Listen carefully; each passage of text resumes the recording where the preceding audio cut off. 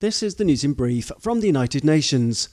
After more than 100 days of war in Gaza and no let-up in sight, top UN aid officials on Monday expressed renewed fears of famine and deaths from preventable diseases unless there is a fundamental step change in aid access. People in Gaza risk dying of hunger just miles from trucks filled with food, the head of the UN World Food Programme, Cindy McCain, warned. The appeal, backed by the UN Children's Fund UNICEF and the UN Health Agency WHO, reflects dire concerns for the entire population of Gaza, which now relies on aid to survive because of an Israeli blockade put in place after the 7th of October terror attacks. In a statement, the three agencies called for new entry routes into Gaza, including Ashdod Port, which would enable significantly larger quantities of aid to be shipped in and then trucked directly to badly affected northern regions of Gaza. The development came as new images released late Sunday showed 3 of the 250 hostages initially captured from southern Israeli communities in the Hamas-led attacks. It is reportedly the first time the 3 abductees have been seen in nearly 100 days.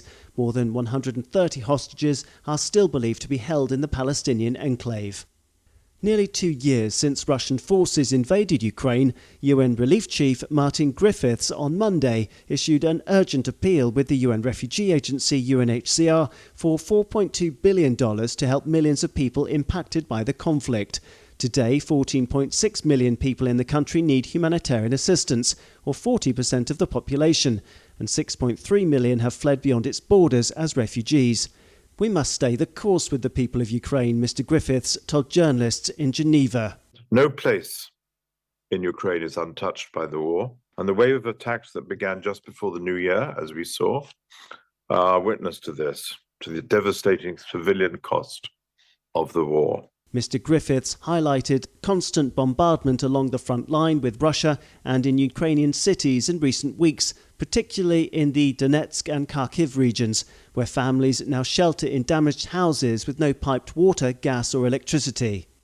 A new appeal, this time from the UN World Health Organization WHO, on Monday for $1.5 billion to protect the health of most vulnerable people in 41 emergencies this year.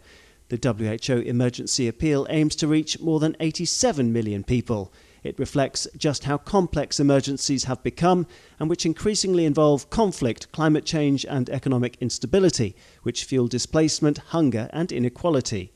For those facing emergencies, disruptions to health services often mean the difference between life and death, the WHO said, as it noted that 166 million people around the world need health support in new and ongoing emergencies. Daniel Johnson, UN News.